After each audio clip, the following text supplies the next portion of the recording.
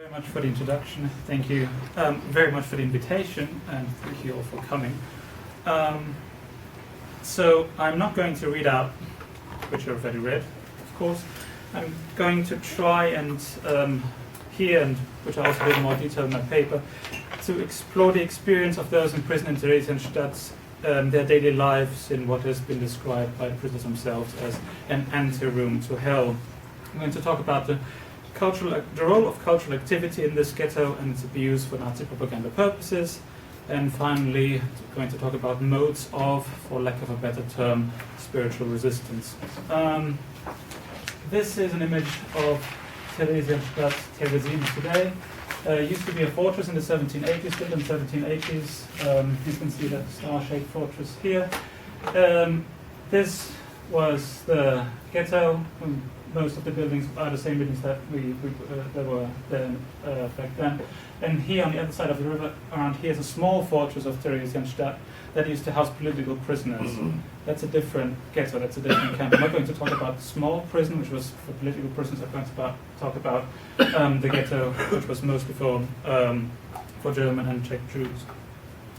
So I said I was going to talk about this lived experience in the ghetto, and I'm going to do this via documents and artifacts, the majority of which are taken from the archives of, for example, the Jewish Museum in Prague, the Terezin Memorial Museum, the collections of art held at the former Magdeburg Barracks, that's right here, they have an art collection right here, and the United States Holocaust Memorial Museum. I hope to draw from these pictures of Theresienstadt, the picture of a Theresienstadt as a model ghetto misunderstood, both misunderstood by many of its prisoners and by, if there indeed is such a thing, the generally interested public. I concentrate on those documents because, in a way, my question is what these documents, paintings, poems, and films actually do tell us, what they hide, and how we know what they hide. And just let me repeat a few facts about the ghetto, just to set the frame. Theresienstadt was established in November of 1941, existed until May 1945. It was itself no death camp, and also quite different from the ghettos, such as the ones you talked about in previous seminar sessions, such as Minsk or many of the smaller ghettos that came into being after Germany's invasion of the East. Theresienstadt mostly served as a way station to Auschwitz and Treblinka and other extermination camps for many Western European Jews, and it was the first step towards extermination for nearly all Czech Jews, who actually made up the majority of the ghetto population. Out of the roughly 140,000 men, women and children who were sent to this former fortress, 75,000 came from Bohemia and Moravia, 55,000 from the German Reich, that is 40,000 from Germany and 15,000 from Austria, which used to be Austria, around 5,000 from the Netherlands, and among the rest were also 500 from Denmark. And these 500 are very important because it was they played a large role in why the Red Cross wanted to visit Theresienstadt. It was to see how those 500 prisoners from Denmark were doing in this ghetto. The vast majority of people deported to Theresienstadt did not survive until the end of the war. 33,000 died in the ghetto itself, mostly from hunger and disease. 88,000 were sent to the east, that is Auschwitz or Malé Trostenets near Minsk, and you know what that means. The town that had, before the arrival of the Nazis, housed around 7,000 inhabitants in that area, grew to a number of more than 52,000 inmates by 1942, of which more than 30,000 were old and sick, including 4,000 disabled and 1,000 blind. And this is a drawing by Leo Haas. I'm going to come back to him a number of times, a drawing of the blind in Theresienstadt. So he chronicled everyday life, and this is just one of his pictures. Just like in this example, we can also find in other drawings realistic descriptions of Theresienstadt life. Basically, Theresienstadt's private visual art falls in one of two categories. There's, on the one side, a huge amount of portraits, such as this one of Elena Dodalova. You remember that's the person who shot the first Theresienstadt propaganda movie, or was going to shoot the first Theresienstadt propaganda movie. This is a caricature of Peter Keen, again by Leo Haas. Peter Keen is the one who was in charge of the Kaiser, who wrote the Kaiser of Atlantis. He also wrote poetry. He drew. He even made music. So he just did everything. This you can see it in that caricature by Leo Haas. So portraits like the one by Dodolova and also these caricatures were the largest single group of Holocaust art by both children and adults because, in Sybil Milton's words, and I think she was right, they were able to give the subject a sense of permanent presence among the living. And furthermore, portraits sought to preserve individuality in a system bent on extinguishing the individual. The other category we might best call Alltagsbilder, realistic drawings and paintings of everyday life in the ghetto.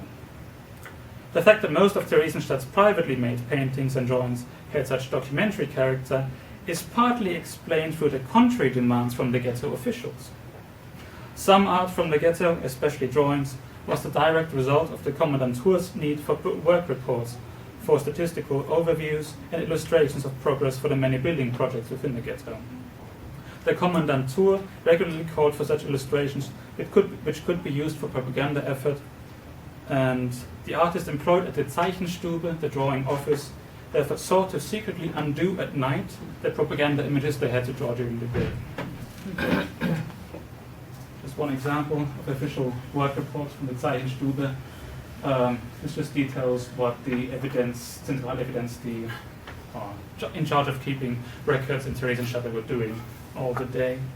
And another example from the Zeichenstube, chronicling work placements in the Theresienstadt ghetto.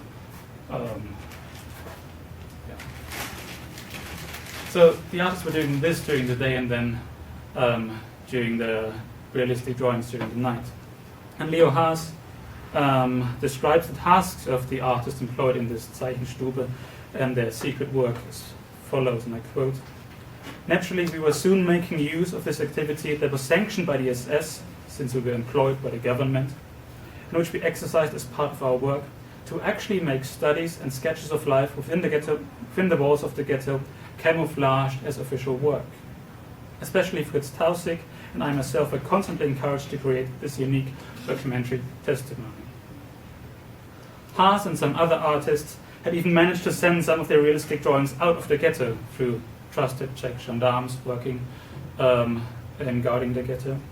And I quote him again, "We thought that in this way something of our documentary material would survive, even if we did not. Then we learned that successful contacts had been made with foreign countries, that our works had been sent beyond the borders of the territories ruled by the Nazis. In our enthusiasm, we undoubtedly underestimated the danger that had thereby increased, and we worked even more passionately and intensively on our presentation of the ever more dismal life in the ghetto." And just to show you a couple of those secret drawings. This is, here in the background you can see the ghetto again. This is people leaving the ghetto church, the old and sick, obviously malnourished, walking away from the ghetto. This is Leo Haas again, where a couple of coffins are being transported out of the ghetto. You might remember from my paper, there's a poem by Ilse Weber, "Dann heben ächzen sich der Knechter Schranken und Särge werden sehnsucht in Gedanken." Basically translated to, those coffins become the object of the dreams and desires because they leave the ghetto. Leo Haas again, hearses were ever present in Theresienstadt ghetto. Hearses were used to transport the dead, they were also used to transport the elderly, they were used to transport bread, they were used to transport wood, so hearses were all over the place.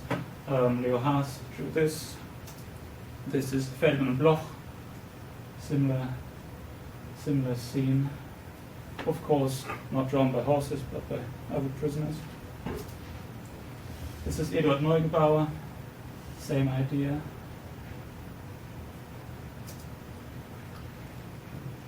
Beatrice Fütter, and it's the same guy as Fritz Tausig, just the name he used here. And I don't know who did this, but it's us again, wood, and a girl pushing a horse. And some more. This is living quarters in Theresienstadt, bunk beds, retired bunk beds, very close together, and not everyone got bunk bed.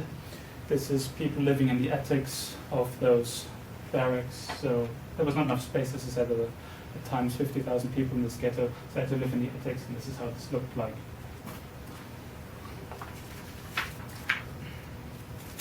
Now, the SS nevertheless soon learned of the existence of these realistic drawings, which contradicted the image of Theresienstadt as a model town, an image in part created by the very same artists.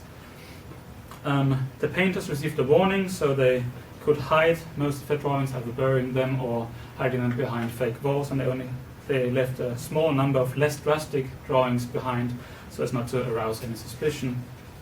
But nevertheless, the painters were soon after interrogated by the SS, some of them by Adolf Eichmann himself, and then sent with their families to the Scarpo prison, the small fortress of Theresienstadt next door, for punishment. Many of them either killed there or then sent directly on to Auschwitz.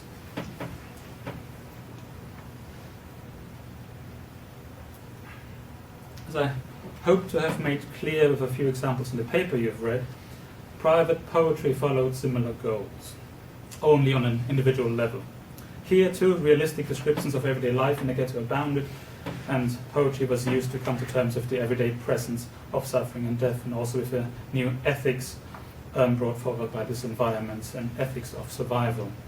Erika Taube, for example, and I think you had this in the paper, wrote about how the constant presence of death and hunger affected moral choices. Moral ist Luxusgegenstand, der nur bei den satten Leuten ist. Morals are a luxury item available only to those well fed. Actually, so many of Theresienstadt's prisoners made use of poetry to describe the living conditions that Philipp Manes, in his capacity as head of the Orientierungsdienst, a member of the Freizeitgestaltung, even organized a poetry competition. Not surprisingly, the vast majority of all submitted poems, and there were hundreds, dealt with the different forms of suffering in the ghetto, first of all with sickness and hunger. While we're on the topic of food. In Theresienstadt, as in most other ghettos, bread and potatoes were the only real source of calories. In one form or another, they featured in every substantial meal in the ghetto, whereas other meals simply consisted of coffee.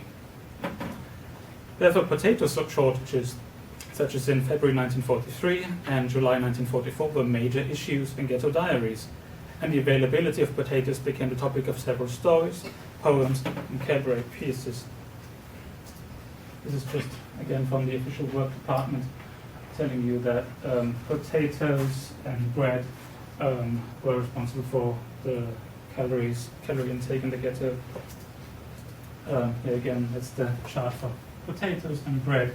This is milk, this is flour, this is meat, sugar, margarine, coffee.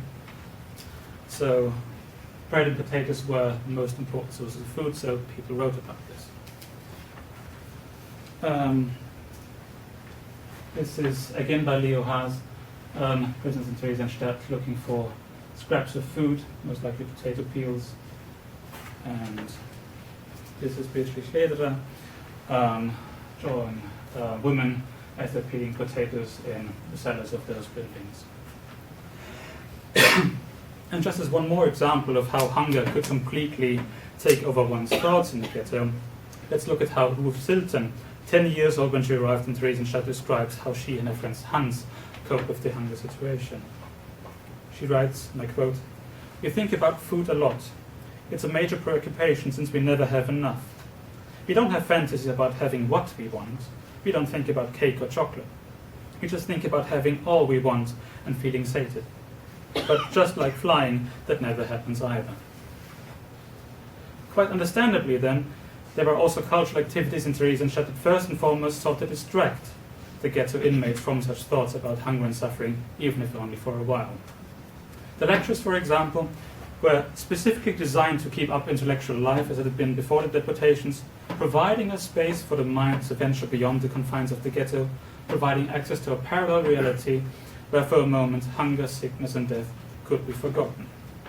The program, therefore, and I had this in my paper as well, included various topics which range from Gott und das Leiden in the Bibel, suffering in the Bible, Die Geschichte der spanischen Juden, History of Spanish Jews, Taub, blind und doch glücklich, deaf and blind and happy anyway, and Maltechnik 3, which is somewhere here.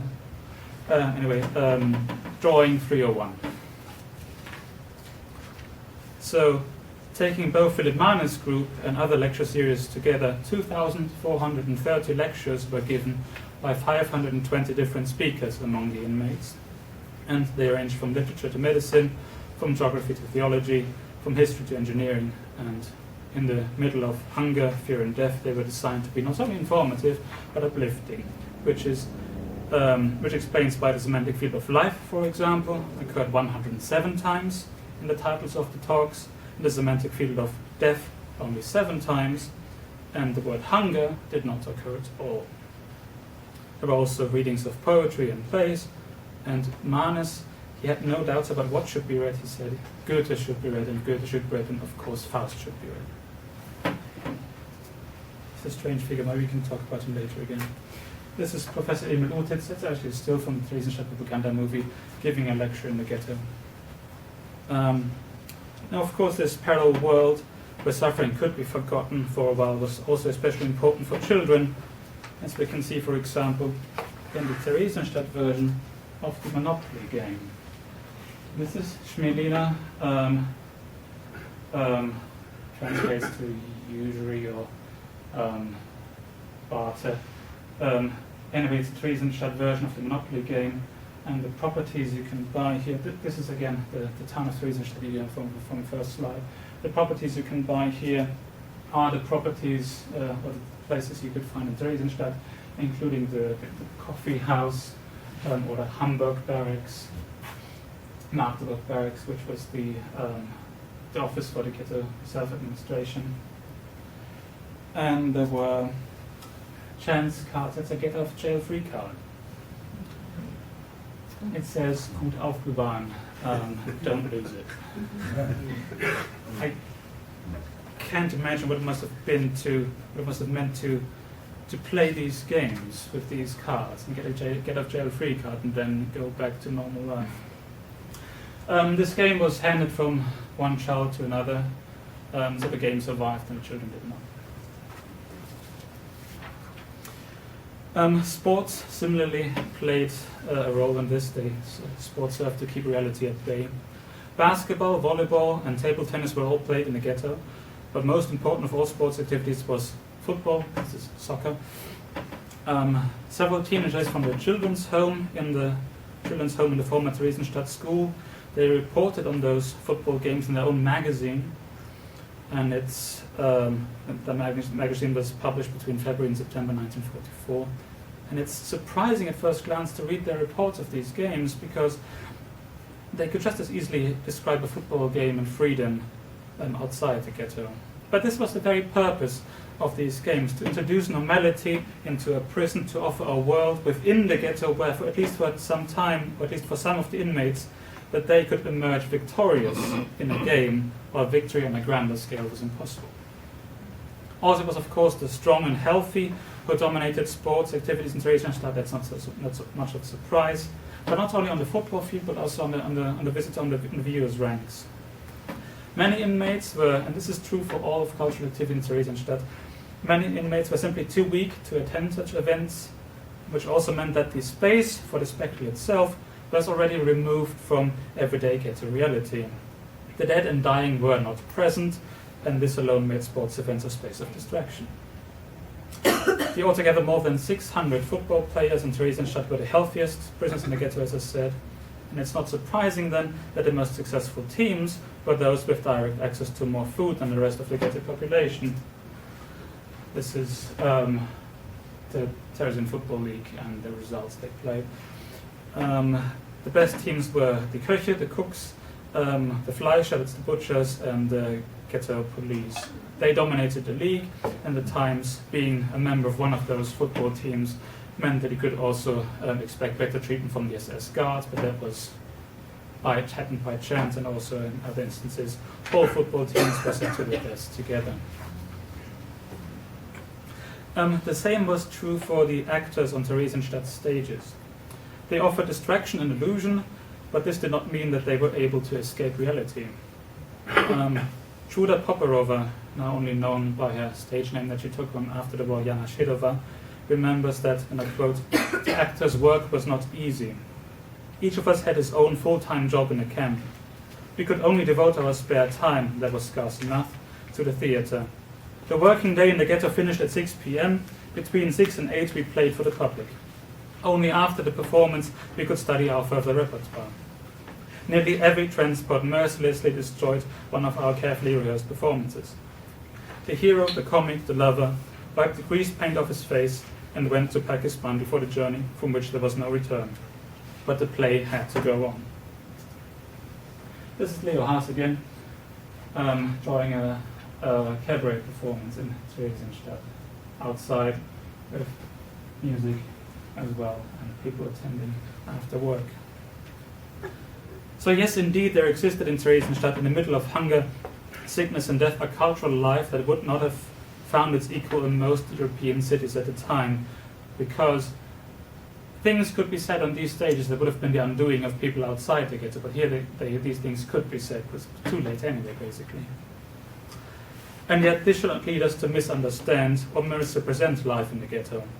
Because while the orchestras, the cabaret groups and lecture evenings survived throughout the existence of Theresienstadt, the musicians in these orchestras, the actors on stage, the lecturers on their podiums, and the individual members of the audiences did not. It's also very important to keep in mind that granting or withholding cultural freedom soon became a tool in the Nazi administration of Theresienstadt. On 9th of April 1943, for example, Commandant Siegfried Seidel ordered temporary cessation of cultural activities, Einstellung der Freizeitveranstaltungen, as a allgemeine Strafmaßnahme, as a punishment, in response to the escape of 6 prisoners. Half a year earlier, he had imposed similar restrictions, where lectures were forbidden for I think, a month, when a number of prisoners did not report for transport. This is not to say that somewhat free cultural life did not exist in Theresienstadt. It did, but I'm trying to say that the SS was well aware of it and reckoned with its calming effects. And finally, all this also became part of that farce presented to the Red Cross when it visited Theresienstadt in 1944, and part of the Theresienstadt propaganda movie. In both cases, the inmates of Theresienstadt were convinced that people would see through the charade, that especially the Red Cross must have picked up on the hints left to them. For example, that the song "Für dich hab ich mich schön gemacht," made myself pretty for you, was played when the members of the Red Cross walked through the streets. Or that they at least must have suspected that they were being deceived, but that was not the case. The propaganda had worked so well indeed that the Red Cross did not want to visit Auschwitz anymore because they thought they had seen an Endlager already. Now, for reasons of time, I'm just going to show a couple of documents related to the visit and the film, and then we can say a couple more closing words and we can talk about this. This is the Red Cross route through the ghetto. You can see the star-shaped fortress again. This is the center square. Red is where the Red Cross Committee was supposed to go, and it did go exactly there. They never took a theater. No one quite knows why, but they stuck to that route played out to them by the Germans. This is the Besichtigungsplan, the same as a printed document, telling where the Red Cross visited, including post office, the bank, living quarters for elderly people, library, kitchens, a couple of shops, and the coffee house. That's what they went through, and they were presented with all those staged events. Of course, the prisoners tried to take this as well in consideration in their poetry. You don't really have to read this, of course. Basically, you have to just note that the title of the poem, "The Heilige Potemkin," Saint Potemkin, were, I think I quoted in my paper as well, which closes with, "There's one thing in abundance that's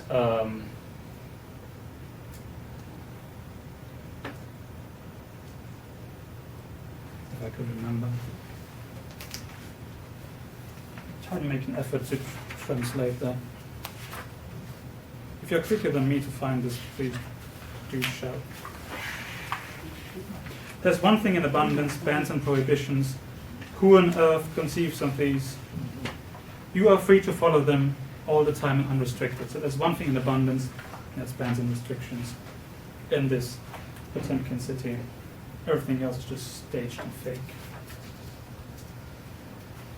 This is from Jo Spier's propaganda booklet that was handed to the Red Cross Committee after the visit. This might be the result of a competition even for those propaganda booklets. The prizes again were just a bit of food for the best entries. So these things were handed to the visitors after they left Theresienstadt. This is supposedly the marketplace in the center of town. This is supposedly an orchestra playing for ghetto inmates, which were of course not inmates in this sense of that word, but mostly elderly people in a retirement home.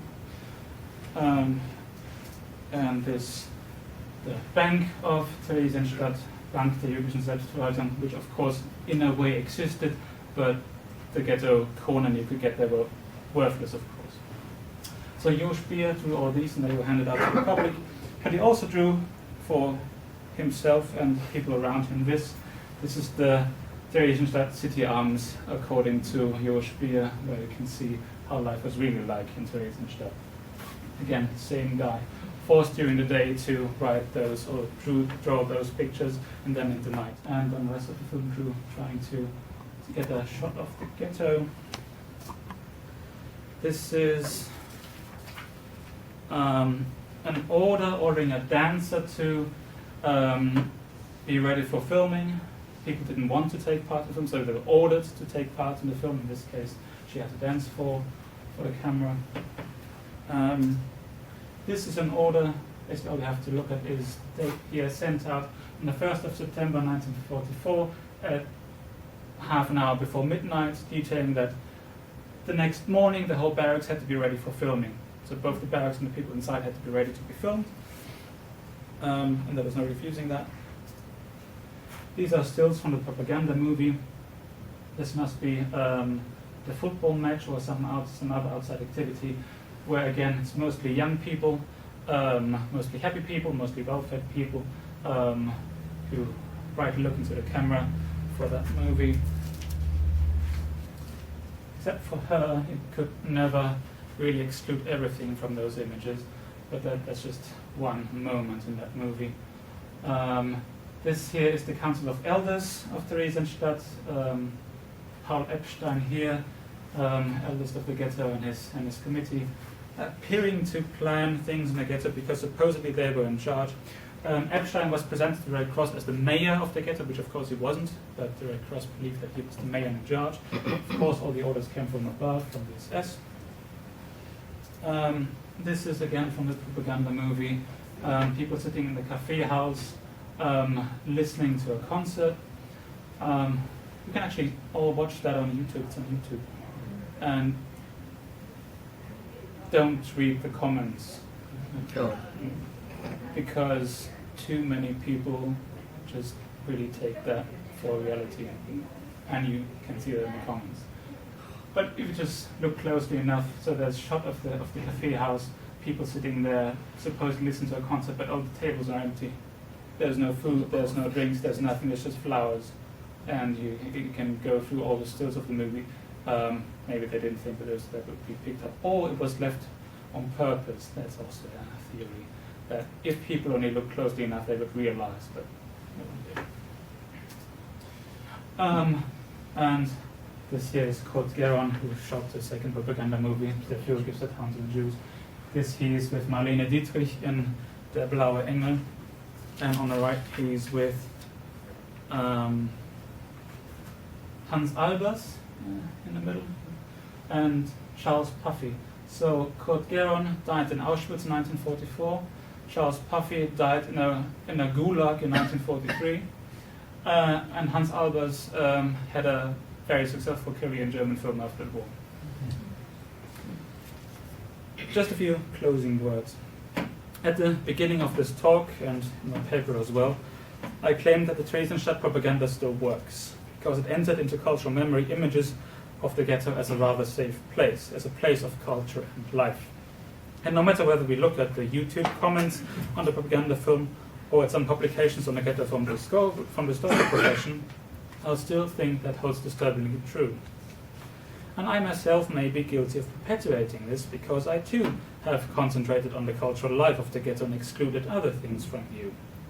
But what I hope to have made clear, and this may be no small point, is that by looking more closely at these images and by examining in more detail the texts and artifacts that have survived and which are too easily subsumed under either illusion or spiritual resistance, we might indeed be able to glimpse the real Alltag of this ghetto.